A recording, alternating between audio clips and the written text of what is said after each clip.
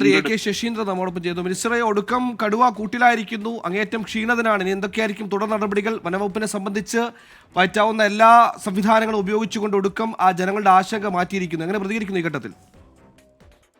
കഴിഞ്ഞ കുറേ ദിവസമായി ഒരു പ്രദേശത്തെ ജനങ്ങളെ മുഴുവൻ ആശങ്കയിലാക്കിയ കടുവകളെ പിടിക്കാൻ നാട്ടുകാരുടെയും മറ്റുള്ളവരുടെയും സഹായത്തോടുകൂടി വനം വകുപ്പ് ഉദ്യോഗസ്ഥന്മാർ അവസാനം വിജയം കണ്ടെത്തിയിരിക്കുകയാണ്. അർപ്പണബോധത്തോടുകൂടി പ്രവർത്തനം നടത്തിയ അവരെ സഹായിച്ച നാട്ടുകാരെയും അഭിനന്ദിക്കാൻ ഈ സന്ദർഭം ഞാൻ ഉപയോഗപ്പെടുത്തുകയാണ്.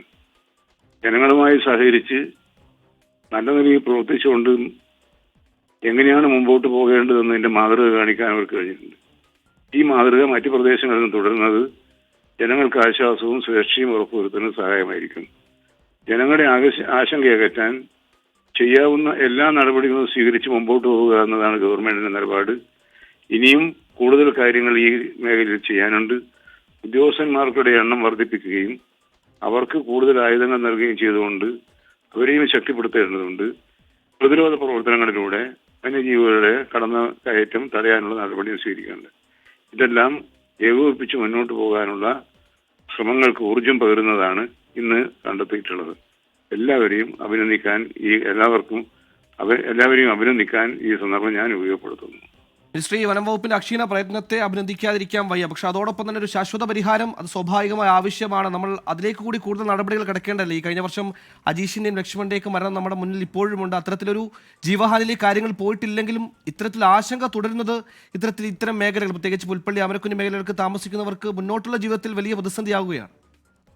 തീർച്ചയായും ജനങ്ങളുടെ ആശങ്ക അകറ്റുന്നതുമായി ബന്ധപ്പെട്ട് ഒരു പ്രശ്നം തന്നെയാണ് താങ്കളോട് ഉന്നയിച്ചത്. കാരണം അവർക്ക് പ്രത്യേകിച്ചും കാർഷിക വിളകൾക്ക് ഉണ്ടായിരിക്കുന്ന നഷ്ടപരിഹാരം തുലവും തുച്ഛമാണെന്ന കാര്യം ഇന്നലെയും മുഖ്യമന്ത്രി വ്യക്തമാക്കിയിട്ടുണ്ട്. അത് പരിഷ്കരിക്കുന്ന കാര്യം അടിയന്തരമായി ആലോചിക്കാമെന്നും ബഹുമാനപ്പെട്ട മുഖ്യമന്ത്രി വ്യക്തമാക്കിയിട്ടുണ്ട്. ഈ പ്രശ്നങ്ങൾക്കെല്ലാം പരിഹാരം കാണാൻ സാധിക്കുമെന്ന് തന്നെയാണ് കരുതുന്നത്. കുറച്ച് സമയമെടുത്താലും നമുക്ക് പ്രശ്നങ്ങൾ പരിഹരിച്ചേ പറ്റൂ. അത് കൂട്ടായി പരസ്പര വിശ്വാസം കൂടി കൊണ്ട് മാത്രമേ പരിഹരിക്കാൻ കഴിയുകയുള്ളൂ. അവസാനം ഈ കടുവ ക്ഷീണിതനാണ്, തുടർ ചികിത്സ അടക്കമുള്ള കാര്യങ്ങൾ ഉറപ്പുവരുത്തേണ്ടതുണ്ടല്ലോ അല്ലേ? അത് അവിടെ ഇതുമായി ബന്ധപ്പെട്ട ഏറ്റവും പ്രശസ്തരും പ്രഗത്ഭരുമായ ഡോക്ടർമാരാണ് അവിടെയുള്ളത്. പ്രത്യേകിച്ച് അരുൺ സക്രയെ പോലുള്ള ഡോക്ടർമാർ അവിടെയുണ്ട്.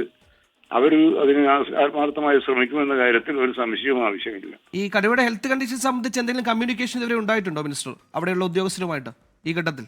അല്ല, അത്ര ഇപ്പോഴേ പിടിച്ചുള്ളൂ. ഇനി എന്താ ചെയ്യണമെന്നുള്ളത് ഡിസ്കസ് ചെയ്യേണ്ടത്. അത് അവർക്ക് എല്ലാ ഫ്രീഡവും കൊടുത്തിട്ടുണ്ട്. എന്താണോ ഉചിതമായത് അത് ചെയ്യാനുള്ള freedom chief wild life warden അവർക്ക് കൊടുത്തിട്ടുണ്ട്. ശരി മിനിസ്റ്റർ, ഈ ഘട്ടത്തിൽ പ്രതികരിച്ചതിനേക്ക് വനം മന്ത്രി കെ ശശീന്ദ്രൻ നമ്മോടൊപ്പം പ്രതികരിച്ചപ്പോൾ സുർജിത ഇപ്പത്തോട് ചെയ്യുന്നു. സുർജിത, മിനിസ്റ്റർ പറഞ്ഞതുപോലെ അക്ഷീണ പ്രയത്നമാണ് വനം വകുപ്പിന്. അതിനോടൊപ്പം ഒരു ശാശ്വത പരിഹാരം എന്ന കാര്യം കൂടി മുന്നോട്ട് വെക്കുന്നുണ്ട്. പ്രത്യേകിച്ച് ഈ കഴിഞ്ഞ 10-11 ദിവസം എന്ന് പറഞ്ഞാൽ അവിടുത്തെ കാപ്പി കർഷകരെ സംബന്ധിച്ച് കാപ്പി വിളവെടുപ്പിന്റെ ഒരു കാലം കൂടിയാണ്. അതൊക്കെ വൈകിയിരിക്കുകയാണ്.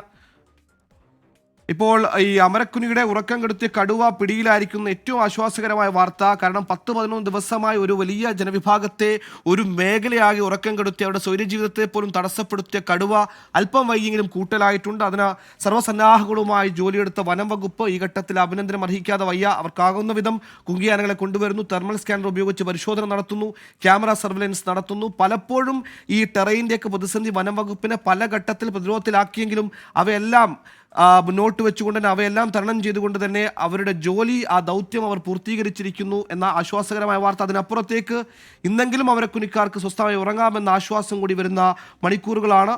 പ്രേക്ഷകർ കാണുന്നത് പോലെ ഈ അമരക്കുനിയുടെ ഉറക്കം കെടുത്തിയ, നമ്മൾ പലപ്പോഴും മട്ടൻ കടുവ എന്നൊക്കെ പറയുമെങ്കിലും ആടിനെ വേട്ടയാടുന്നത് കൊണ്ട് അത്തരത്തിലൊരു പേര് വിളിക്കുന്നുണ്ടെങ്കിലും അങ്ങേയറ്റം ക്ഷീണിതനാണ് കടുവ ഉള്ളത്. നിലവിൽ ഇപ്പോൾ